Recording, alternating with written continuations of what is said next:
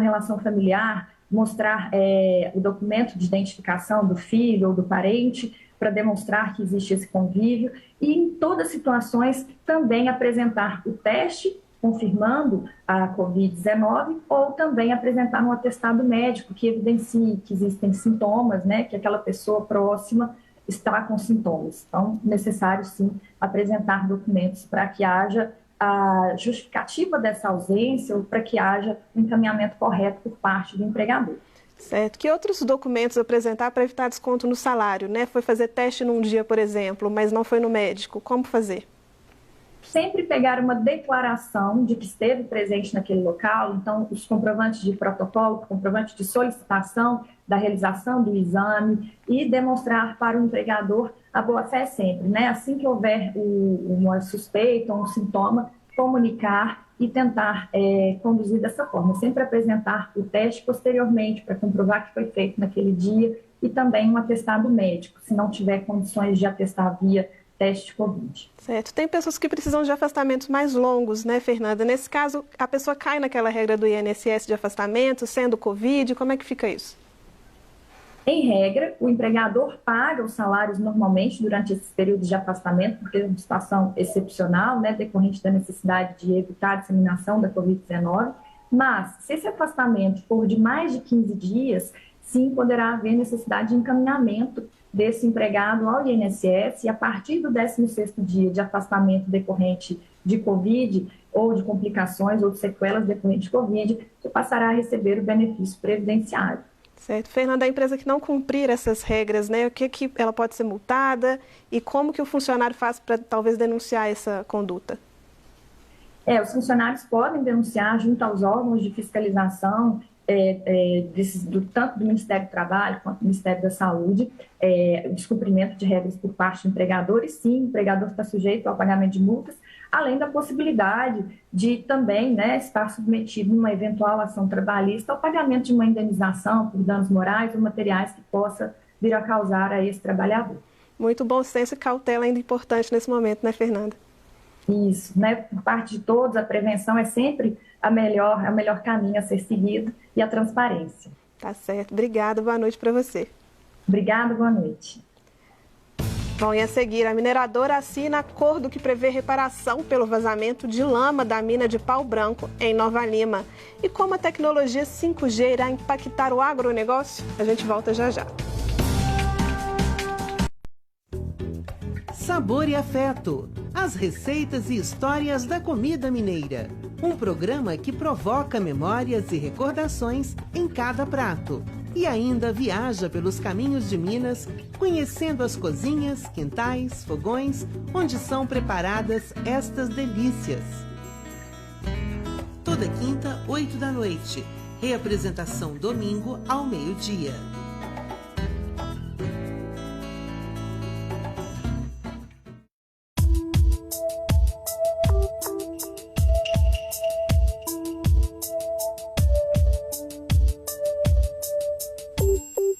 Com o período de fortes chuvas em Minas Gerais, milhares de famílias estão desabrigadas e desalojadas, precisando da nossa ajuda.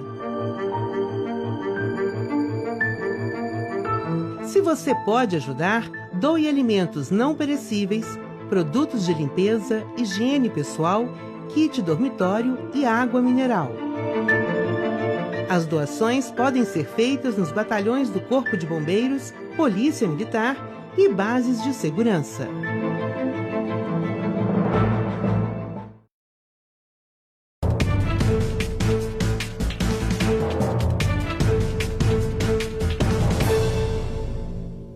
Você está acompanhando aqui no Jornal Minas como está a implementação da internet 5G no país. Se nas grandes cidades o serviço ainda é um desafio, quando esperar essa tecnologia chegue então à zona rural? Mesmo sem essa perspectiva, o agronegócio já investe pesado em inovação e aguarda com expectativa a internet revolucionária.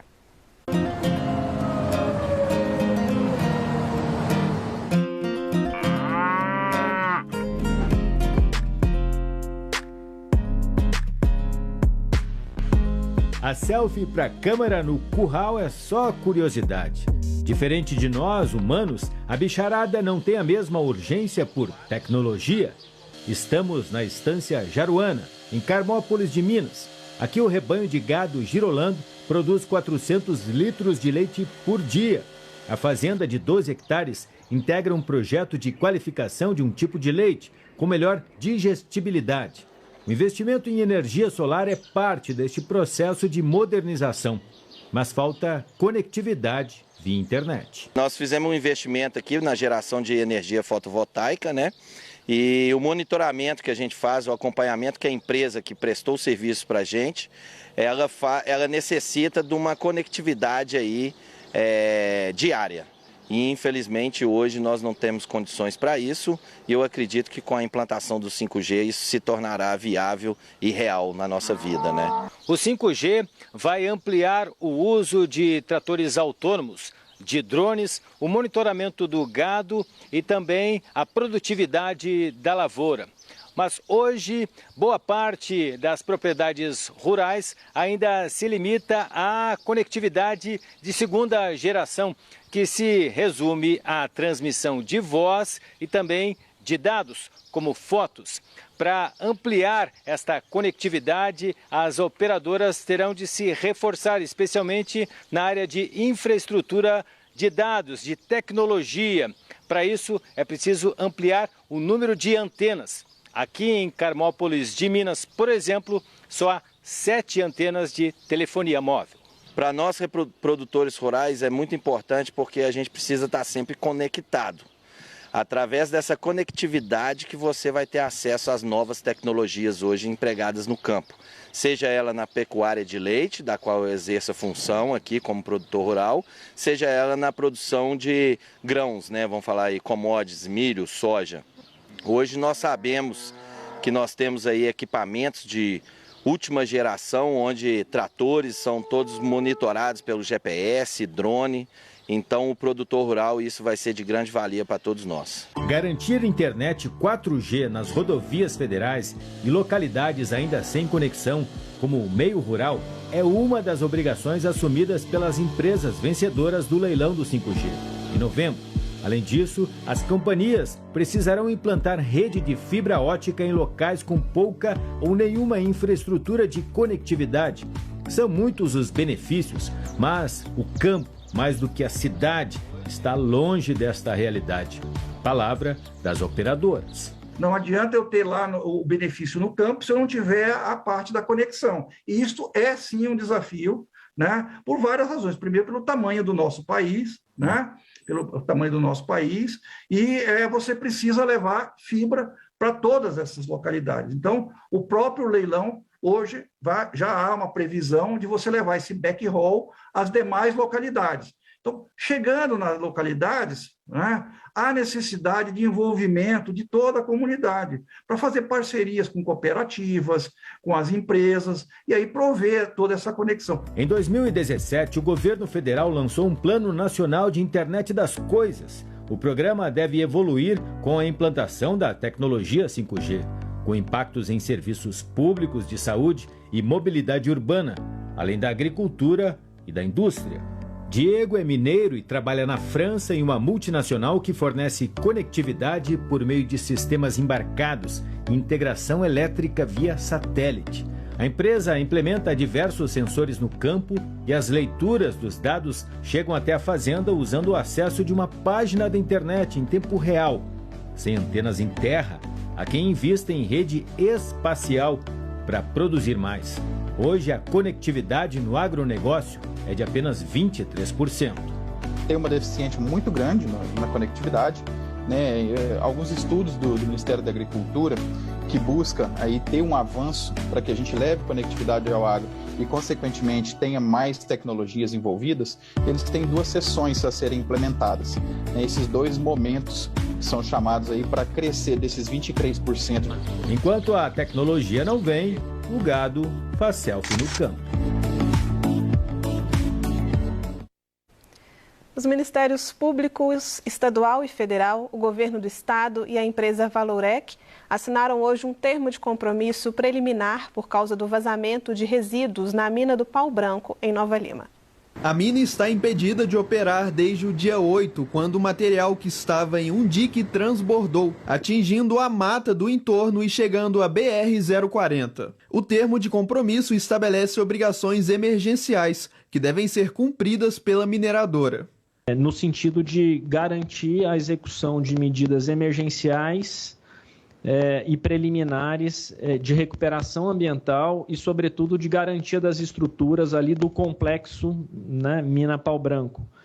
Então, esse termo ele traz medidas efetivas e necessárias para que possamos garantir que as estruturas ali permanecerão seguras, de modo a evitar outros desdobramentos do ocorrido no início desse ano.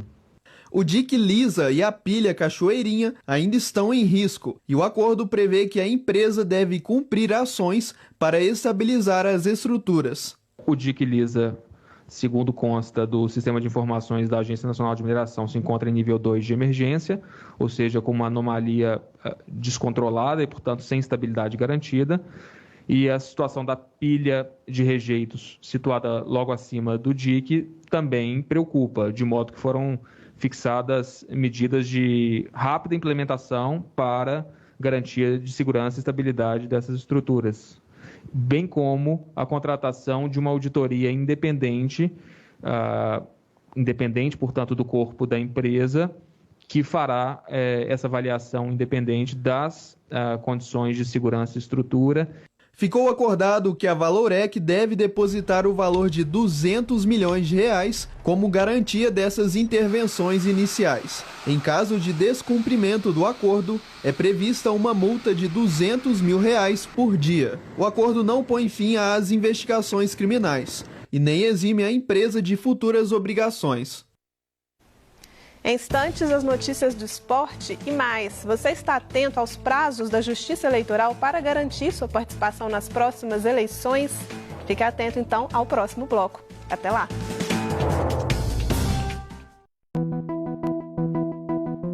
Olá, está em discussão na Anvisa a regulamentação do uso de autotestes para o diagnóstico da Covid-19.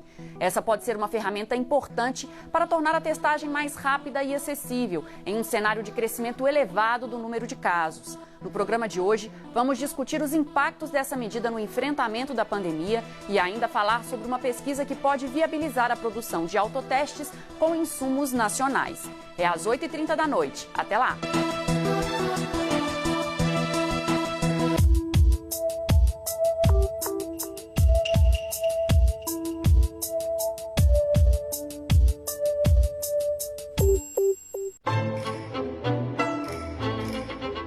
Olá! No Harmonia deste domingo, seguimos em nossa epopeia musical pela evolução da história das orquestras. Agora chegou a vez do período romântico e suas grandes emoções com a Orquestra Filarmônica de Minas Gerais. É neste domingo às 10 da noite, aqui na Rede Minas.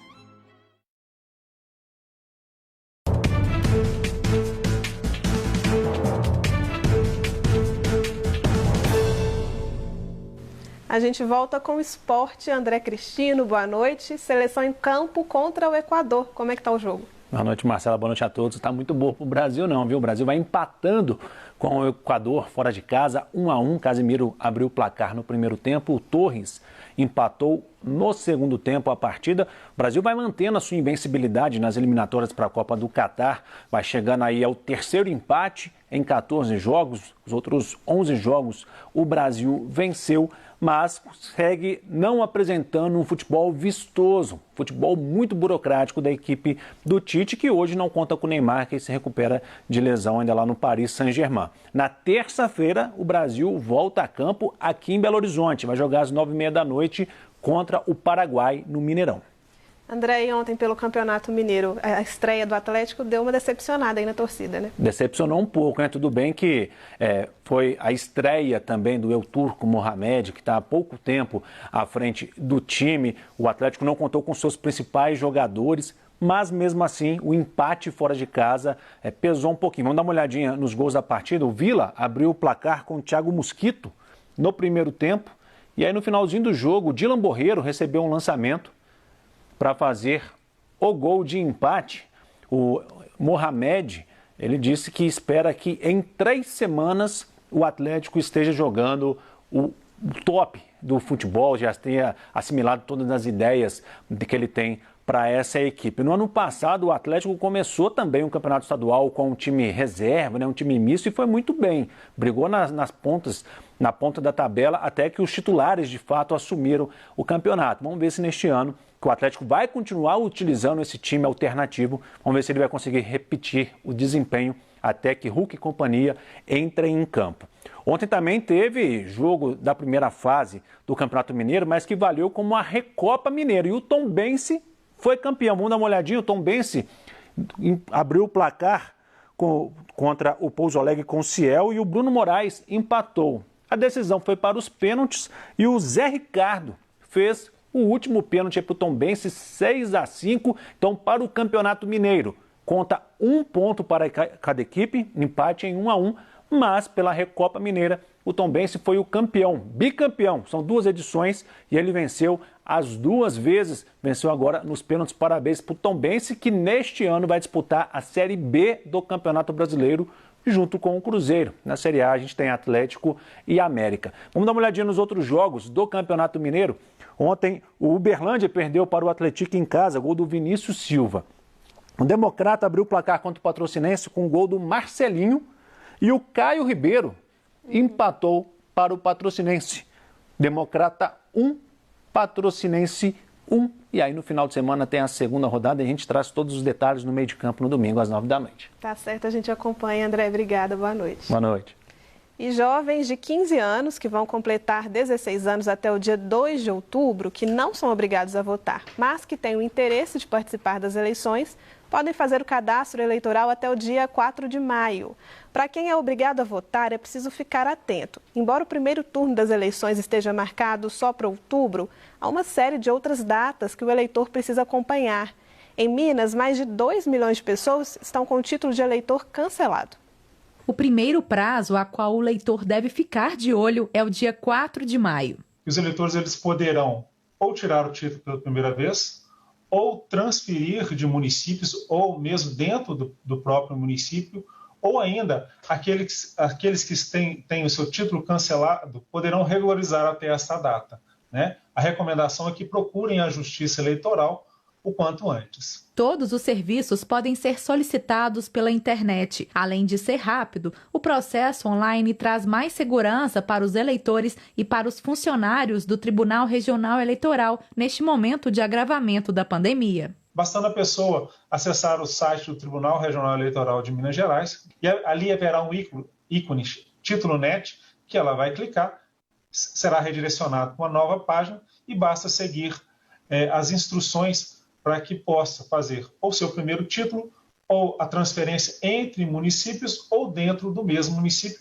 ou ainda aqueles que estão cancelados possam voltar a regularizar sua situação eleitoral. Não é preciso correr para cadastrar a biometria, já que o método não será usado este ano. No entanto, o eleitor pode ter outras pendências com a Justiça Eleitoral. Mesmo faltando alguns meses para as eleições, não é bom deixar para resolver nada em cima da hora. Um ponto importante é verificar se houve mudança do local de votação. É interessante, com antecedência, que as pessoas, que os eleitores, elas procurem saber aonde que votarão, a sessão eleitoral, que é aquela saleta ali que vai acolher o voto dela. Consultem a sua situação eleitoral, seja por meio do site, seja por meio do Disque Eleitor, ou ainda procurando um cartório eleitoral, preferencialmente por meio de telefone. Em julho, já será possível saber quantos eleitores estão aptos a votar. É nesta época também que começa a convocação dos mesários. Lembrando que em 2022, a população vai eleger presidente, governador, senador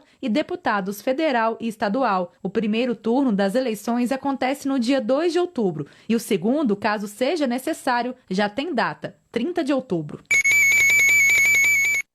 Ainda vamos falar muito de eleições esse ano, né? O JM2 termina aqui. Boa noite e até amanhã.